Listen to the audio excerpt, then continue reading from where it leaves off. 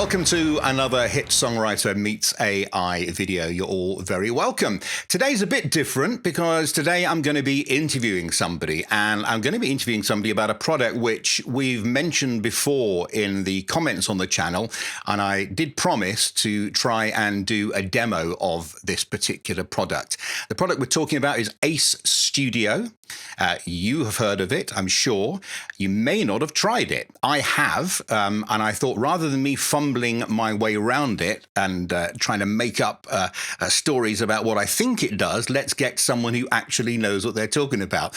And I'm delighted to welcome the product manager for Ace Studio, Kai, who joins us from LA. Hi, Kai. Hi, everyone. It's really great to be here. I'm excited to kind of just share. So we were just talking before we came on there that the reason I wanted to do this interview with you was that we talk about AI.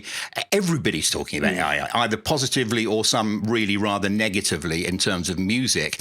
But most of the talk is about Suno and maybe in the past about Udio, though that seems to have quietened down since their deal.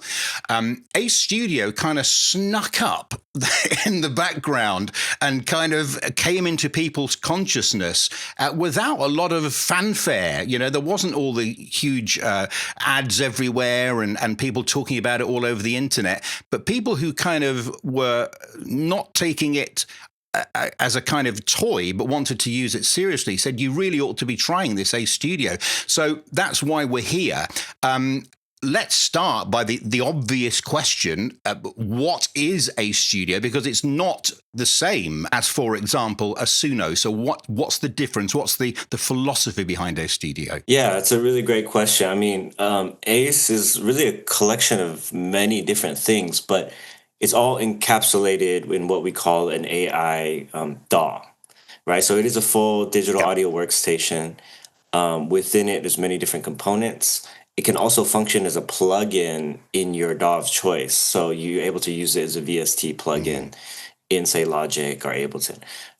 Wow. So what it really is, like, there's a few components, but one is what we call the AI Vocal Synth, which is essentially we're working with individual singers to capture their voice, and we work with them very directly. So we're helping them with the recording process. And also, they're getting royalties every time a user clicks on the voice. It's registered that someone has used their voice, and they're getting cut a check every 6 months, 3 to 6 months. So wow, that goes for the instruments as well. So we have another component called AI Instruments that functions very similar, where we're working with individual musicians, getting the quality of their individual playing and their instrument. So what these two components... Well, that'll firstly be a shock to many people, you know, so to make it really clear here, you're saying that the voices that Ace Studio uses and the instruments that Ace Studio uses are from real people who are actually being paid, and that will be a shock to some people. Yeah, I mean, absolutely. I mean, these are kind of our bread and butter kind of... We want these to sound good, or as good as we possibly technologically can at this moment. Yeah. And these are done and played with. Actually, you can just input MIDI notes, and it looks at the pattern of the note, and it tries to make a rendering of the audio based on how this person would have sung it. So, which is really important. Right. It's not like a sample based library where it's like retrieving notes. So you can have MIDI, and you can type in lyrics, and it'll look at the phonemes, the pronunciation, the language, and the direction of the line, and try to render the audio as if it was this person. So those of us of a certain age will remember a product which I think was Yamaha, which is called Vocaloid. Yes, Vocaloid. Which was an attempt to do exactly that. But I mean, it was many years ago, and it was pretty horrific and pretty limited in what you could do with it. Everything you did sounded like a Japanese robot, which is handy if you want to be a Japanese robot, but not very good for pop songs.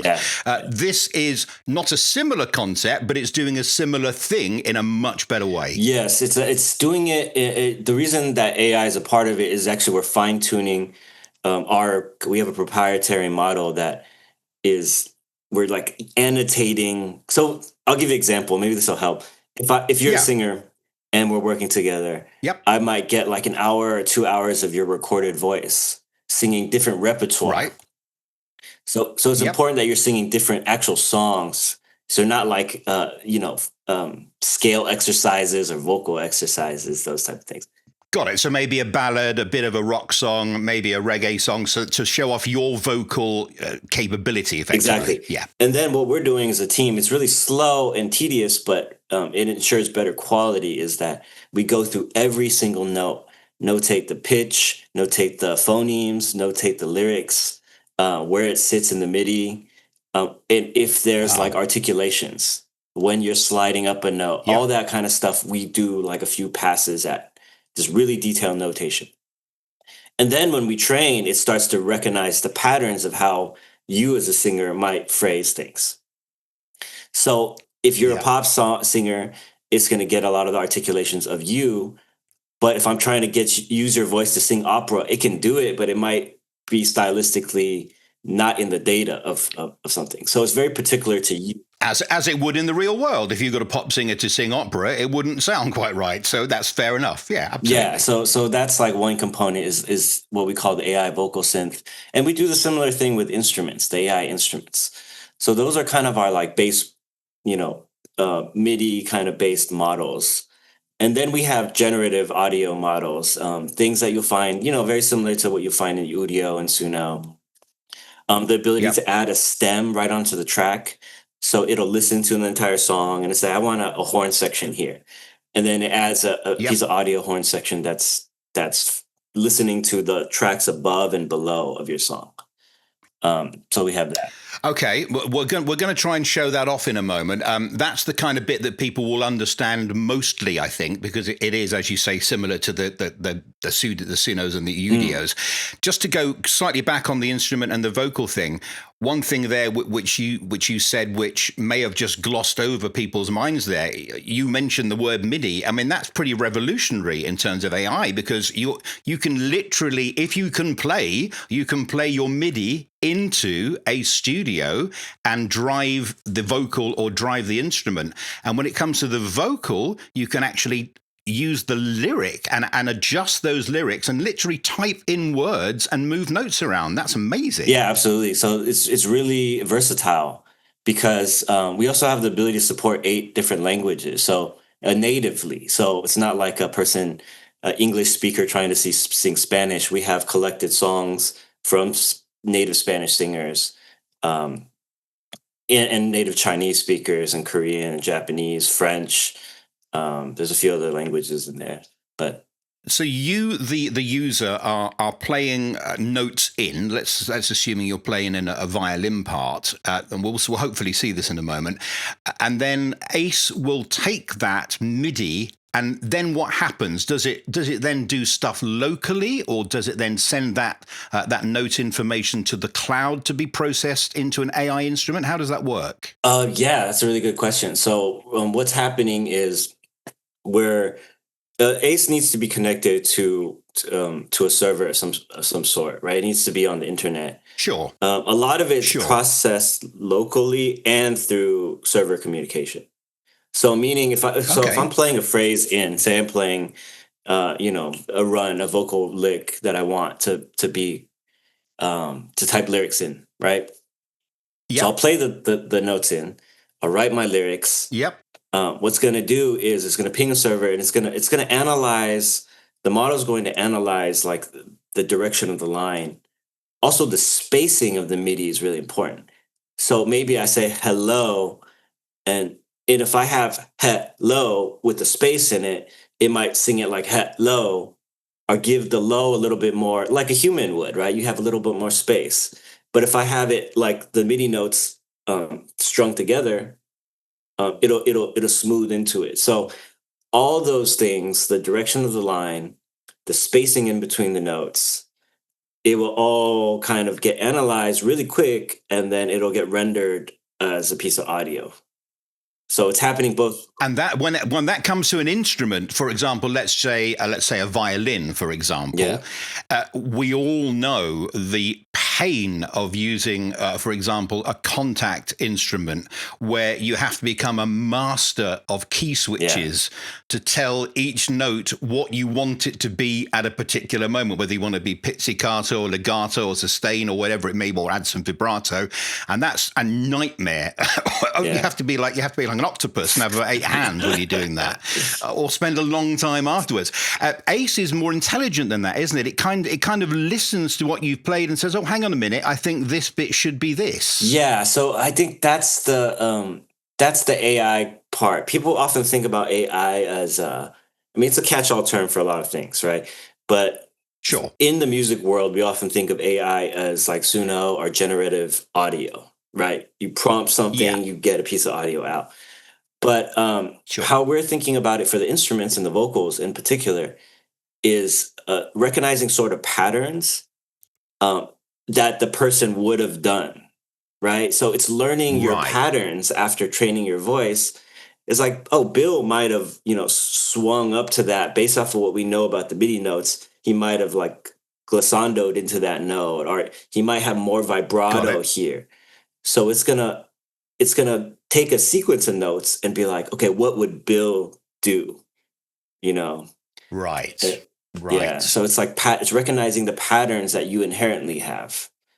And once you've done that, for example, with a vocal, there is, correct me if I'm wrong, another kind of expression part at the bottom of the display where you can add breathiness or other parameters that a voice might possess or an instrument might possess. Yes, absolutely. Yeah. So you can add breaths in there, for example, and it gives a little bit more natural.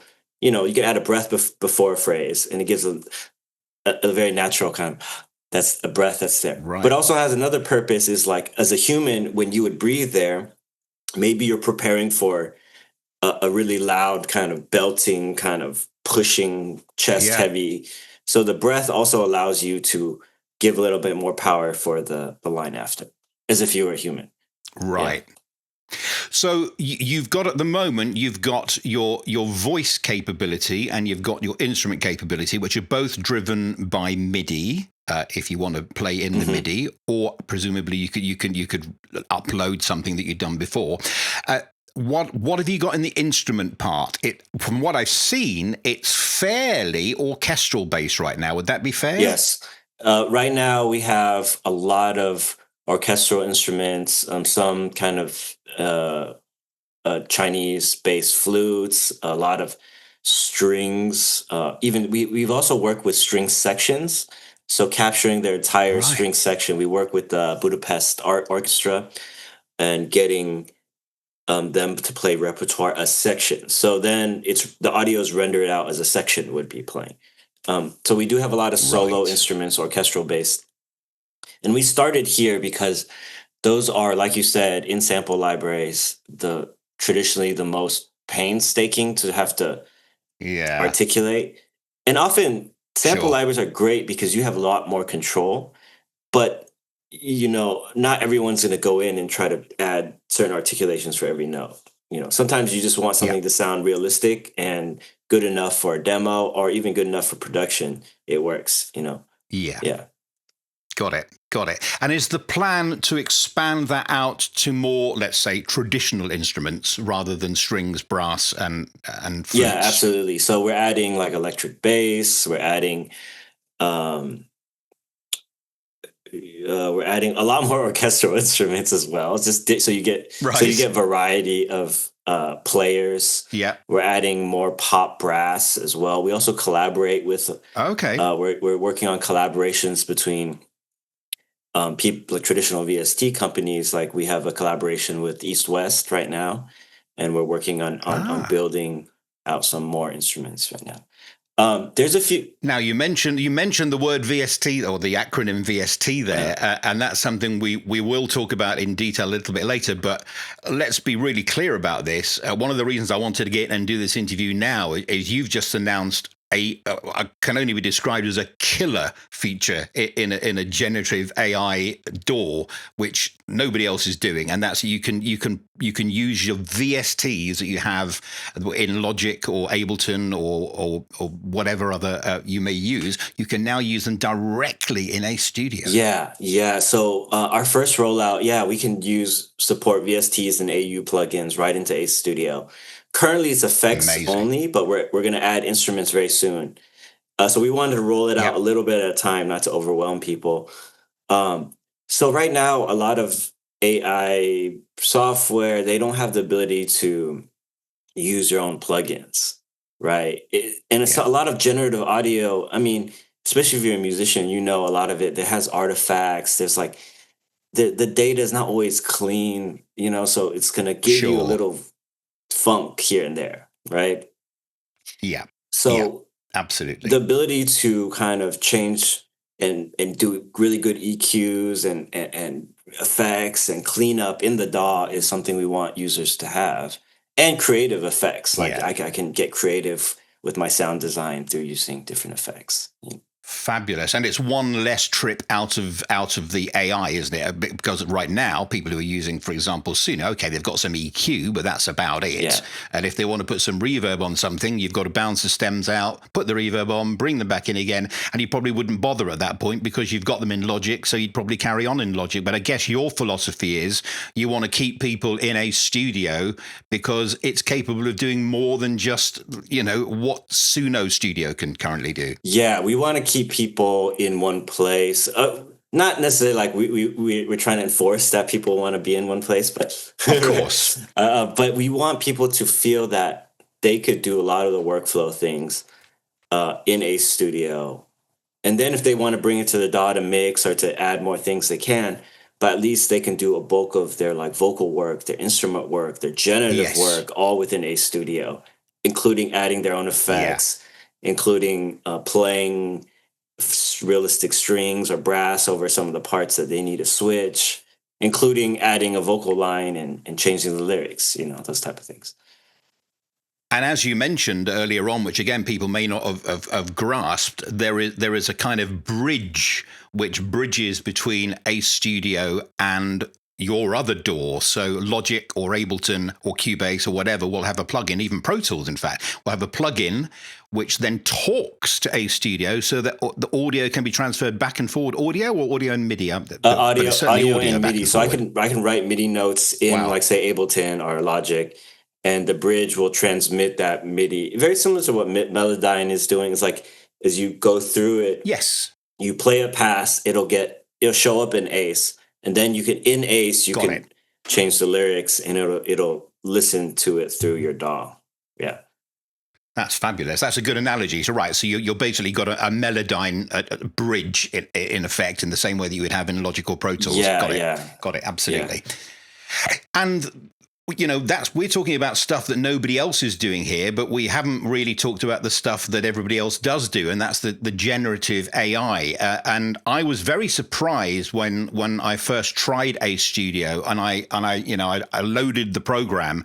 I was expecting to see a page with icons and text and boxes and all the rest of it. But in fact, what hit me was I'm looking at a DAW, and that was it. There it was. It was a DAW. And that, again, is a very different approach to everybody else, unless you're using Suno Studio, for example. But that's a part of their app. But yours is all contained within that one DAW screen, in effect. Yeah. So when you open up Ace, and I can share later, it's a blank canvas, blank timeline, and you can choose how you want to populate it. Right. So it's a fully functioning DAW. I can use generative audio. I can prompt in there if I want. I can play MIDI in if I want. I can edit audio if I want. It's up to you what you want to do with it. Fabulous. Well, let's talk a little bit about the generative AI, because this, of course, is a blessing and a curse in the world of music right Yeah. now. It's the most contentious part, I think, of music and AI, where it comes from, how you get it, who's being paid for it, who's not being paid for it, who's stealing what. How have you approached that from the beginning when you set this up? Because you're not piggybacking onto anybody else here. You've kind of set this up from scratch. So that must have been quite a discussion that goes on in the early days of creating an AI program from scratch. Yeah, I mean the generative audio is tricky in the sense that so when we started with the vocals and moved to instruments. So our vocals is where we did a lot of the strongest early research and development. And then as we started moving to generative audio, we had a lot of users actually ask for generative audio features. Some of us were a little apprehensive at first. It's like, okay, well, maybe this is getting too much into the territory of generative audio and things like that. But when we Yeah. rolled it out, we found that I think it was like almost 85% of our users are actually using the generative features, Yes. which is a lot more than we. So I think aren't people want to use these things in a way that feels more creative to them. It's like they don't want to just type a Mm. prompt and then this is my song, but they want to be able to Yeah. say maybe they prompt something, they split it up. So we have a really good stem splitter in A Studio, and they want to split it Right. up. They want to replace the drums with their own sounds. Maybe they want to add horns here. They want to play vocal lines in and then write in their own lyrics. I think people want more control. And I think the thing about having generative audio and MIDI in one DAW is that Mm. you have a lot of choices that you wouldn't have just like typing, really. Yeah. Absolutely. Well, I guess the closest now, and it's playing catch up because it's very, very recent, would be the Studio One product, the Fender Studio One Yes. product, who've now brought generative AI into what was already a Yeah. DAW. But they're going outside to another company to do Yeah. that. Yeah. I think they're using Moises, but that's a really That's right. they're doing a great job too. I think they've because they've already had such a really established, really great DAW. Studio One is an amazing DAW. So to bring in these Yeah. Yeah. features, um, so I think it's a really interesting direction for them. For us, Definitely. we have the kind of because we are a small company and we are to the public a relatively newer company. We have a lot of ability Yeah. to experiment because no one's thought of us as like we don't have the user base of Studio One where people are like, I need these features to be this way, Of right? course. So we have a lot more ability to add Yeah. and prototype and experiment, and so we kind of treat Ace as a playground where we can rapidly prototype, change things, develop things, and we have a good user base that where they're communicating with us. Yeah, we like these features. Oh no, there's bugs here. So we're constantly trying to Yeah. update and fix our DAW. Do you know what? That's a very important point you just make, because user feedback is so important with any product, but particularly if you're aiming it for people who make money from music, right? They if they come across a problem at 3 o'clock in the morning, they don't want to wait a month to find out that actually, it was a bug all along. They want to be able to talk to real people and get answers and feed back to that company. And I've certainly noticed with Ace that that's something that you do a lot. You listen and you react, which I think is very important. Yeah, I mean, I think we try to have a really good support team. Um, it again, it is a small company, so there's only a few of us Of doing. course. That means like I'll be there like helping people debug things. The support team will be helping to debug. Like all of Wow. us, you'll see like the CEO in Discord helping people debug things. Like we're all Wow. doing a lot of things because we want users to like. I mean, reality when you're developing software, you're going to run into problems. There are going to be bugs. Yeah. The faster we Yeah. can try to fix these, the more users will be happy, and the more that we can develop other features of the product. We don't have to get stuck on one thing. Absolutely. And also users of products are the best people to ask whether the product is performing as they would expect it to. Yeah. And there's nothing worse than a company changing something which actually makes the product worse for the end user and then just not listening to them. Yeah. We want this back again. It worked much better before. Please put it back. That's kind of frustrating thing with some companies. And the fact that you have this kind of two-way feedback thing is a very useful thing, because users are the best people to come up with great ideas. And if you're listening to those ideas, then it can only be good for both of us, you and Ben. Yeah. Like, we also have a education series that I run, which is very casual. Like, we call it cohort sessions. And I've seen it. Yeah, it's fantastic. It's just kind of us working through, like, I'll very casually go through the program and talk about tips and tricks and how to use it.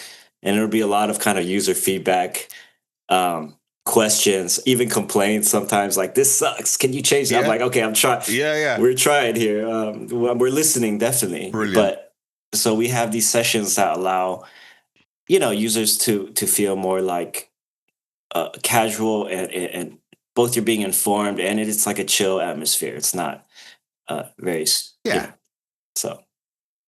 And I mean, you are a small company. You don't have the funding of certain other companies, without naming names, which have colossal funding. What's the future for you? Is the future for ACE to stay small and beautiful, or is the future for ACE to become a huge company? Or have you not thought that one through yet? Well, I mean, we do, of course, we do want to grow. Every company wants to grow. The way our model functions very similar to, we're not necessarily like thinking about it like we're a music product company completely. But like, we're functioning like we're in two worlds simultaneously. One is in the tech world, one is in the music product world. So that allows us to have multiple developments. Like, we do investment cycles as well. We are also developing and researching open source generative audio models, and we're working on developing an open source language model that can understand musical theory better and things like that. Wow! So because we are doing different things, then we're not reliant on having to go one direction to develop the company, I think. Got it. And for people who've never come across ACE, let's ask the $64,000 question. How does it work financially? Is it a subscription model? Do you pay for credits in the same way you do with other things? How does it work? Yeah. So it is primarily a subscription model if you want to use like the credit-based models, like the generative audio. So a lot of that is really like, we're essentially subsidizing server time regardless. So they have to keep running regardless. So when you're a subscriber and you're using generative audio, it's a credit-based system. But we also have a perpetual license. Like, if you don't need generative audio features, like, we have users that really are using ACE for the vocals or the instruments. So that's a pay once, and you own the program. So you can keep the program, and if you don't need credit based, you still can use all the functionality of the other parts. That's an interesting concept. Of course, people moan about subscription models, but with something like AI, it's absolutely unavoidable, because you are paying for compute power. And if Joe Smith in Arkansas uses 1 million parts of computing power in one day, somebody's got to pay for it, and he could bankrupt a company within a week on his own. So you've got to have some kind of subscription model behind AI generation. Of course, it becomes cheaper as the technology comes down in price, but there has to be inevitably a subscription model if you're generating AI. Yeah, because a lot of it's not done locally, unfortunately. We're working on finding, that's part of our research towards open source models, is eventually we want people to be able to run the model fast enough locally so they don't have to ping the server, and that could save a lot on credits and things like that. Amazing. Yeah. I mean, I've seen a few of those appear now that, your kind of Chat GPT and Gemini clones, if you like, are appearing as LLMs that you can run on a Mac Pro or whatever it might be as a kind of server, like a mini server in your house, which kind of fulfills a lot of the requirements that people moan about. It's not having huge AI factories using all the water in the world, which people moan about all the time. And B, you've got control over it, and you've got your own private. It's not going anywhere else, so it's yours and yours alone. Yeah. So that's got to be the way forward, hasn't it? And I guess that's all about compute power and as technology advances. Yeah, absolutely. I mean, I think, right now it's tricky to get people to think more. No one likes subscriptions, right? Like, I remember when Auto-Tune went to, of course. I mean, when Pro Tools went to that, when Avid went to the model, I was like, I hate, Tell me about it. I used to be a demonstrator for DigiDesign and a beta tester for Pro Tools, and when they went to subscription model, let's just say there was a fan which had a lot of stuff on it. And looking back on it, I was like, why would they do it? And then, especially now, I think it's getting more common. Like, if you're using any kind of thing that has quote unquote AI, oftentimes it's a credit base, either monthly or yearly subscription.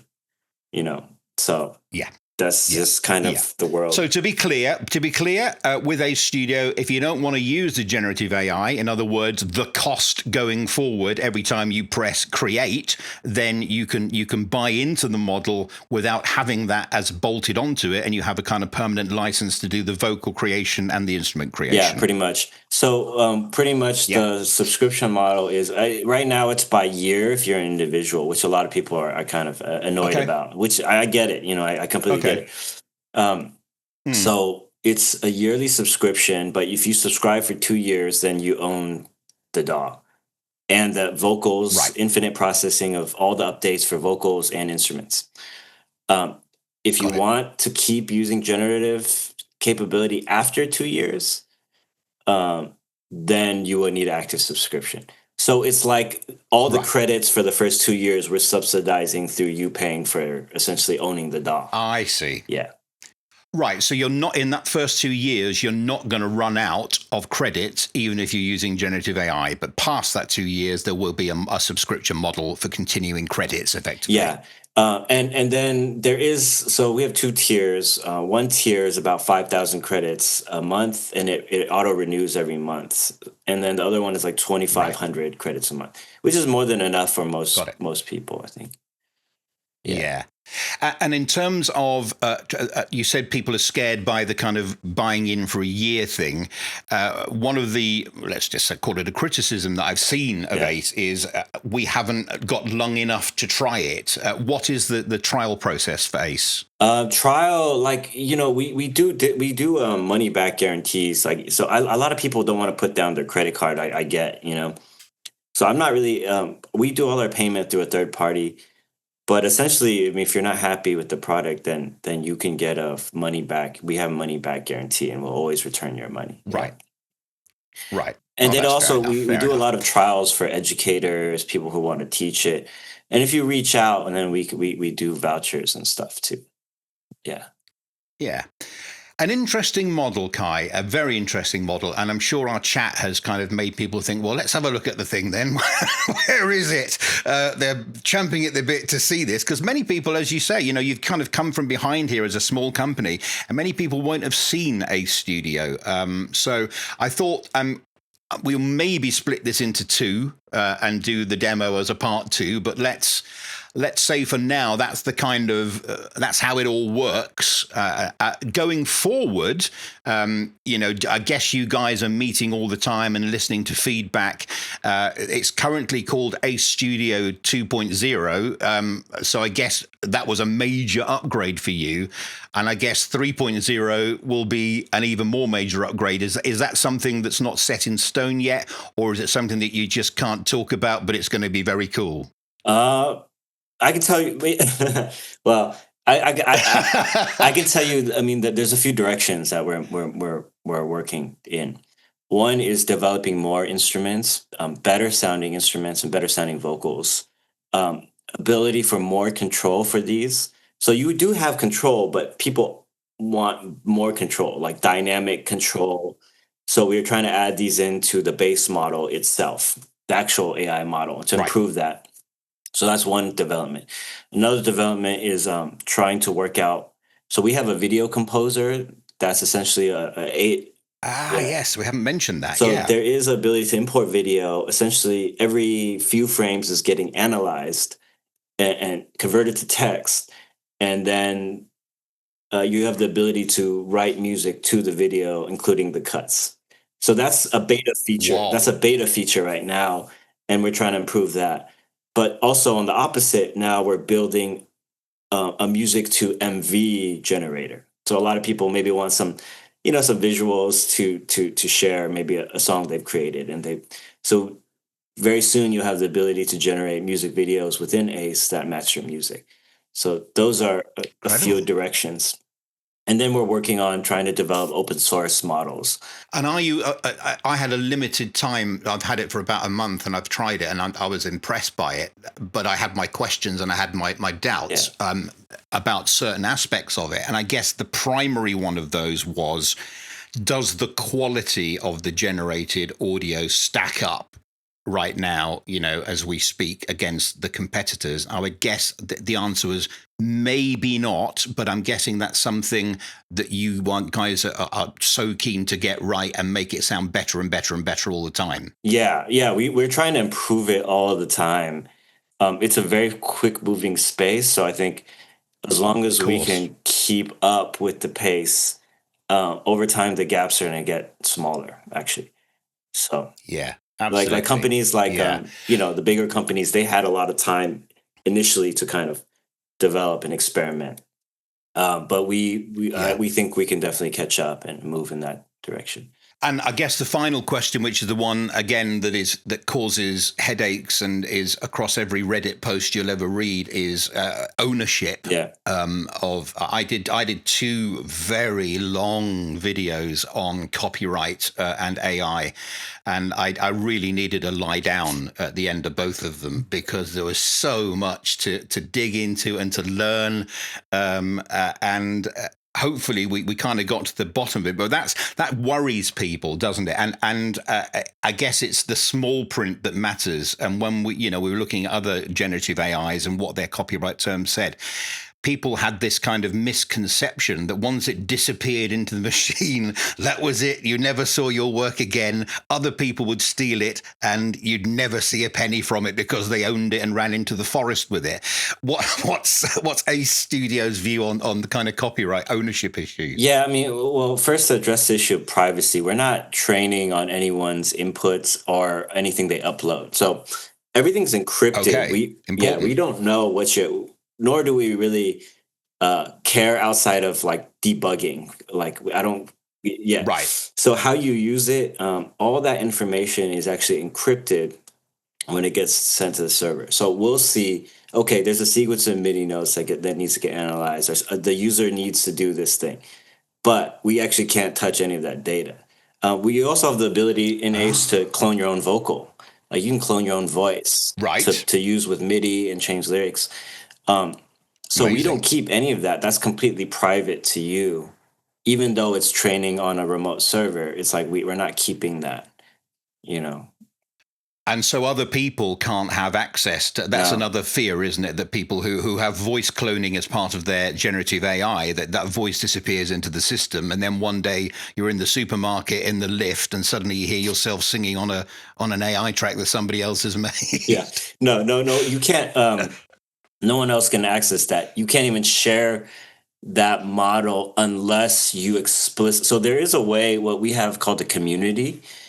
So Right. in the community vocals, you can actively say, I want to share this with the community. But that means everyone gets access to using your voice for free.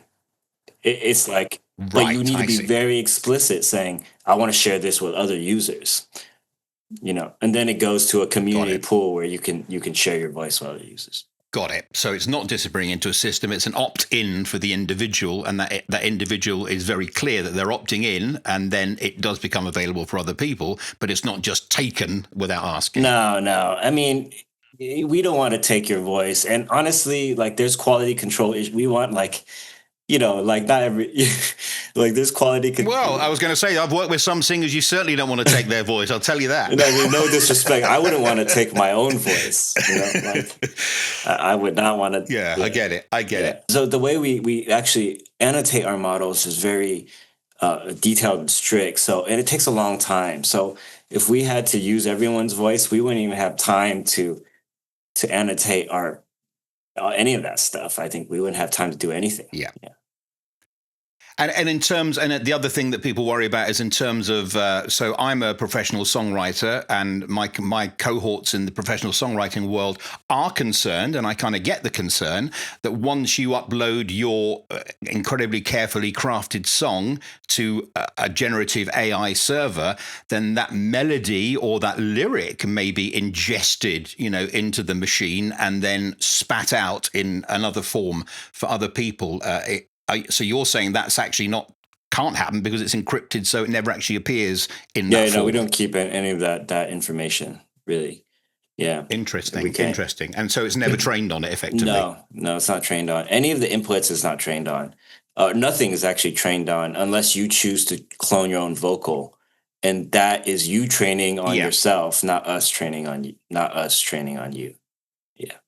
Fabulous. That's very interesting. And so going forward then, you kind of inferred there that the future is slightly more orchestral based for right now. For people like me who are songwriters and really want an AI to help us make demos without messing up what we put in it. If I sing a melodic line, I don't want it to come back with an alteration by the AI. I just want it to be sung better with a decent backing track underneath it. Is that something that currently A does, or B will be more good at in the future? Yeah, it's one of those things you can't guarantee 100%. Like it can do that. Yeah. So, but currently with all the models, there are some kind of embellishments that the AI will make. Right? Of course. Which is good in a way. I mean, I don't have a problem with that. But what I do have a problem with, and this is what other people have kind of said about other generative AIs, if I write a melody, I don't want it to come back nothing like what I gave. Otherwise, what's the point? What's the point in writing the melody in the first place? I've written the chorus. I don't want it to be a different chorus. But embellishments are like getting in a great session singer who may sing the odd note differently to what you originally sung, and that's very cool, and that's why you employ them. Or a guitar player might play the guitar part slightly differently than you played it, and that's why you employ great guitar players. And that, for me, is the beauty of generative AI, because you're getting in the best session players in the world that you probably didn't have access to before, because A, you couldn't get to them, or B, you couldn't afford them. Yeah. So it can get pretty close. We have something called the music enhancer that you can use to enhance maybe demos, or it sticks relatively close to the chord progression and to the melodies that you input as well. Yeah. Right. Got it. So that, in a nutshell, in nearly an hour of a nutshell, is Ace Studio. I hope our viewers found that interesting. I certainly did. I've tried the product, and it's lovely to hear the kind of background as to where it came from, where it's going, how it all works. But I guess like anything, there's no point in reading a recipe for a great meal if you don't actually get to taste it. So in our next Ace Studio video, we're going to kind of have a demo, Kai, I think, of how songwriters who are on this channel would use Ace Studio to embellish their own demos and their own ideas, because that's what we're all about. So I look forward to welcoming you back. You may need to lie down after that one, but so I'd bring a little camp bed with you or something. Yeah. It's been a pleasure to talk to you, Kai. All the best to you, and we'll speak to you next time. Thank you for having me. It's really fun.